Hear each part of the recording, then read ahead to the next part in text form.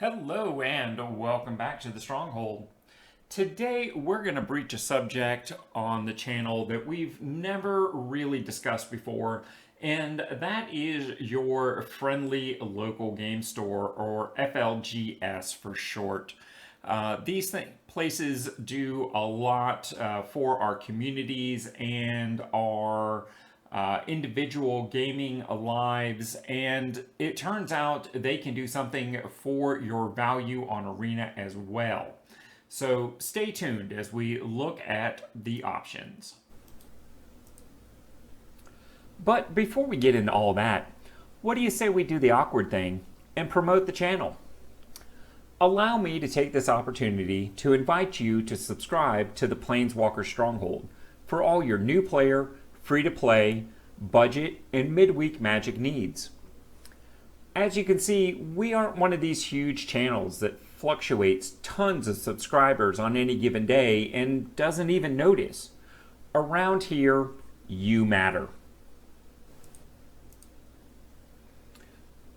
Just like these fine folks here, who recently subscribed to the channel and chose to make their subscription public. You see, the YouTube algorithm seems to think that budget Arena content doesn't matter. And while I know I can't change that, I think we can. So click the subscribe button to support the channel, and tap the bell icon so you don't miss on an upload. And build a more efficient collection along the way. Now, what were we talking about? Oh, right. Now, if you've been on Arena very much over the last couple years, you probably still remember the Friday Night Magic at Home events, which were started during the, and I quote, unprecedented times to help the FLGSs stay connected with their communities that were inevitably shifting over to Arena because, well, they couldn't be open. And during those times, they could help you through these events get cosmetic items on Arena and help you stay in touch with the overall community. And while those days have passed, the FLGS and its impact on Arena has not entirely eclipsed. You see, stores like this take part in the Wizards organized Magic events. For instance, pre-release events. And a good game store typically will order more product to support those events than they really think they're going to need. They always want to have a little bit extra. So you get to points like this where you're towards the end of a standard season, and they have product that is becoming less and less likely for them to sell. And that means they generally will offer it at a discount. Now, at my friendly local game store, a pre-release is about $30 to participate, which means you're paying about $5 per pack for your 6 packs. And as you can see here, we've got a couple of very good values listed here in pre-release packs.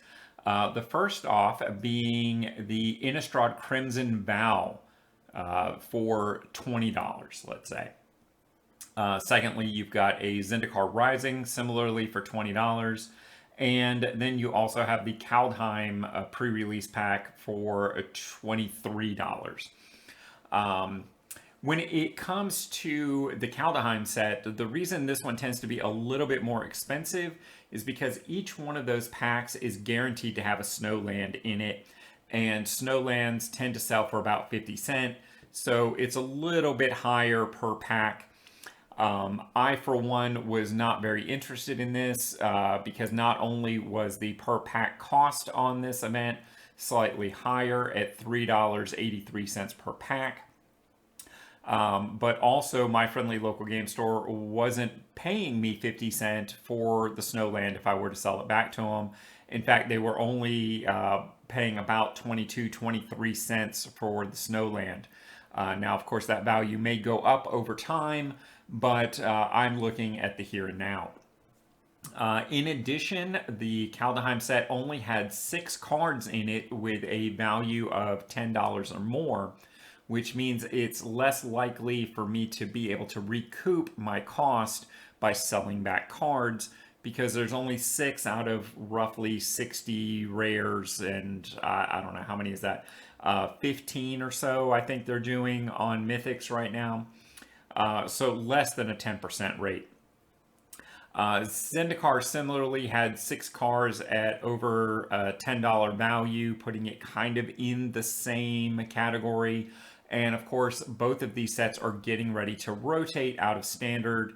So the functionality for me personally on those cards diminishes a little bit, as well as my ability to sell them back to the store in the future. My timetable is more limited. Now, when you come to Crimson Vow, I found that it had roughly 8 cards at that $10 or more value. So about 30% more than the other two that we've talked about. And of course, this set isn't rotating. So this is a very good opportunity for me to purchase this product at a discount. Not only do I get the 6 packs at a little over $3 a pack each, but I also get a code to redeem a similar 6 packs on Arena and have those then to open and add to my Arena collection. So it gives you a lot of value on Arena at a somewhat discounted price, and you're basically getting the Arena for free because really all you're paying for here is the packs. So then the question becomes, well, what do you do with those packs to have good value? Now, this of course assumes that you have someone else in your life that is interested in getting this kind of value out of a Magic the Gathering product. And if you have such a person, my first suggestion would be Pack Wars. And if you're not familiar with this, basically each player opens a single pack, removes the token and advertisement and what you do with the basic land. That's more of a house rule than anything else. Then you shuffle in 2 of each of the basic lands and you play that deck as is. Of course, that deck is only going to be about 25 cards, give or take. This ends up being a very quick sort of game. It's very swingy because even one piece of removal, one evasive creature, one bomb rare really shifts the game state very rapidly. And frankly, I find it to be a lot of fun. The house rule around here is we don't look at our pack, we play it blind. So you and your opponent are discovering their own cards as well as yours in real time as you're playing the game, and you have no idea what to expect. Oh, and here we play basically 1 pack war each day. So those 6 packs out of your pre-release kit will last you almost a week of short-term entertainment. Starting with day 2, things get a little bit more interesting. You do your day 2 pack war, and then we start playing something we call sliding sealed. So now you have played day 1 and day 2 pack wars, you've opened 2 packs, and that becomes your sealed pool. Now on day 2, you can take 2 cards out of your pool and set those aside. You don't have to play with those. You continue to do that each day, 3 through 5. On day 3, you can do that with 3 cards. On day 4, 4 cards, so on and so forth. And in addition, instead of moving a card out, you could move a card back in. So let's say on day 2, you only have 2 black cards in your pack, and or in your 2 packs, and you go, man, I'm probably not playing black. Let me just set these 2 cards aside. I'm not interested in playing with those. But then on day 3, you open up a lot of really good black cards, and you go, wow, I want one of those back, and blue looks a little less good. So I'm going to use one of my movements to move that black card back in, and then I'm going to use my other 2 to move 2 blue cards out. this continues each day. Now, once you have made your reserve card moves for each individual day, then you play a game against your opponent using that sealed pool that you have. And of course, you can add or subtract basic lands on this as you need to in order to keep your ratios right or at whatever you think they should be. Then once you have played that sliding sealed game for the day, then the loser can propose a trade. And this can be any trade that they want to make or that they would wish to make. They could say, hey, I'll trade you this common for that common out of your pool. Or I will trade you my rare for that common. Anything they want to propose is totally acceptable.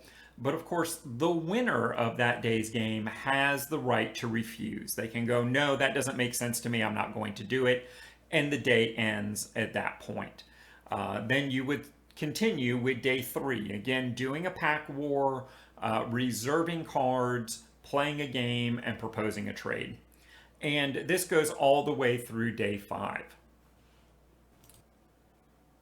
Then on day 6, things really kick up into high gear. You've done your final pack war, and now you take your entire pool, including any cards that you have reserved, and make a 40 card standard, normal, limited deck.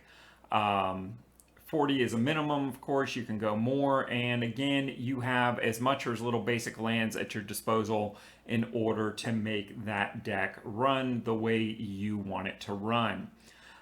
From there, we play a game each day, and again, we tend to spread this out a little bit over multiple days to get more perceived value out of this.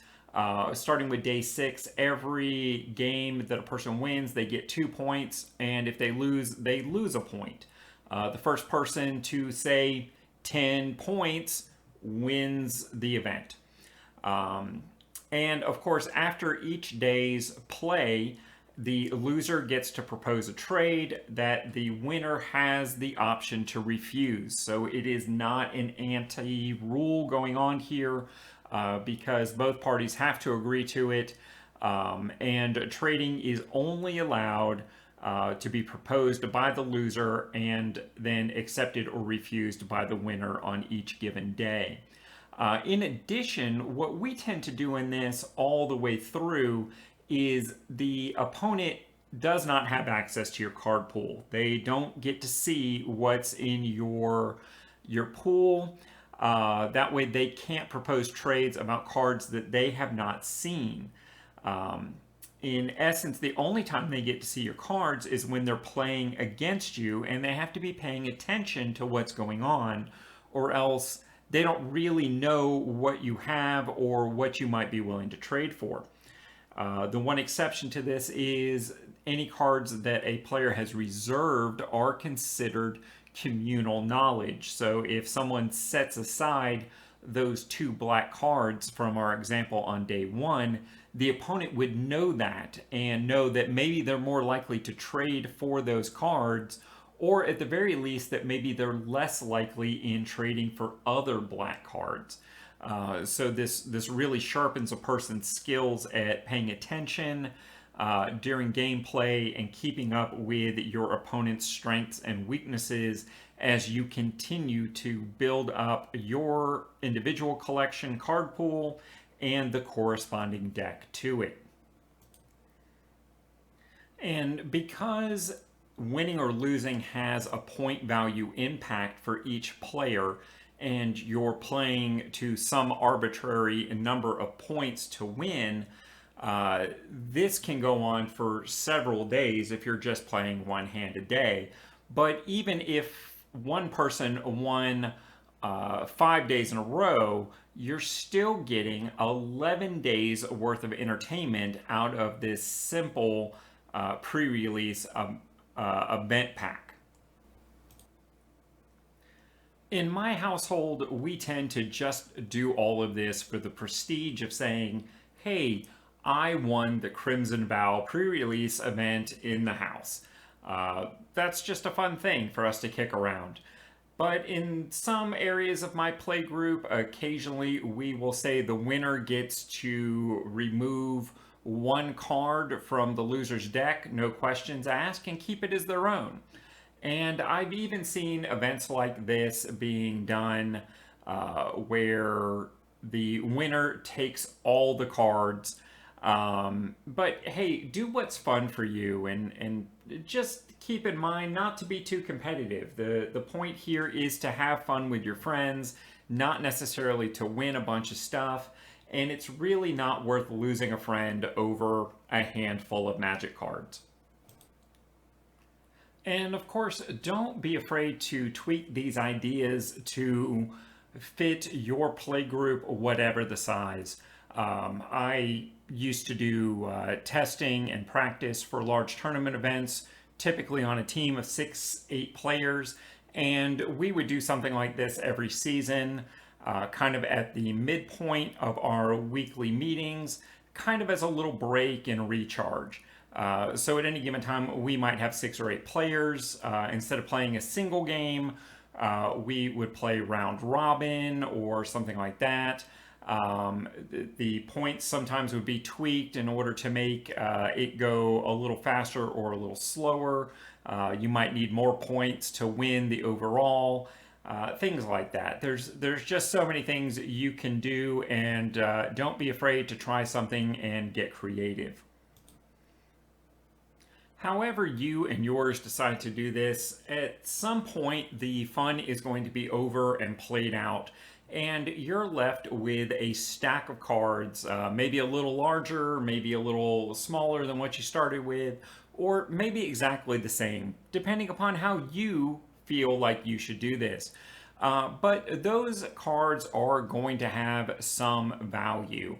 And at this stage, what I do is sell those singles back to my friendly local game store for a credit. This allows me to continue growing a credit at the store that I can then do this all over again next time. And typically, I recoup on average about 50% of what I put into it. Mileage may vary, packs are random, you may get really good stuff, you may not. But all of those prestige lands, your foils, your rares, your mythics, and maybe even a handful of the commons and uncommons have value that you can turn back into a credit with the store. And your friendly local game store is very happy to do this because they will make money again by then selling those singles at a profit back to their community. And if we take just a moment to look at the numbers, if we presume a $20 pre-release clearance price and the fact that we end up getting about half of that back on singles, and then we subtract out what we would have paid for gems in order to get those 6 packs on Arena, this nets down to a bargain price of $2.50 for at least 11 days worth of fun, or maybe even several weeks. If you're doing this with a play group that only meets once a week, you might get an entire 3-month season out of this $2.50. And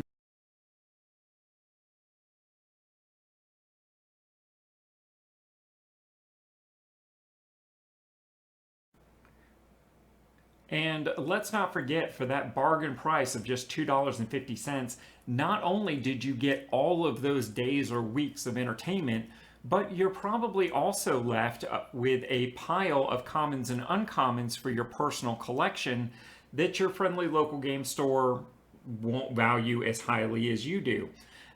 So to me, this is a way of really maximizing value and showing a little love to your friendly local game store. Because that game store is not only buying all of this product up front, giving you space to interact and play the games, building up community, and providing prize support for events. They do all of this stuff up front. They buy your singles. They allow you to buy singles from them. to help build your competitive decks. And guys, don't forget, while you may be able to find it cheaper on Amazon, or maybe they have more stock at your local Target or Walmart, the last time I showed up at an Amazon distribution center and tried to organize a game of Magic, they asked me to leave. So remember, it's not all about price, it's not all about value. Really, your friendly local game store comes down to community and building it in a way that no other retail environment will allow. All right, so with all that having been said, don't forget, smash the like button like Hulk would. And of course, comment and subscribe if you haven't done so already. And I hope you've enjoyed watching this video as much as I enjoyed making it for you. Super secret tech time. If you've made it all the way to the end, comment down below and let me know where you're watching this video from. And until next time, I'll see you in the arena.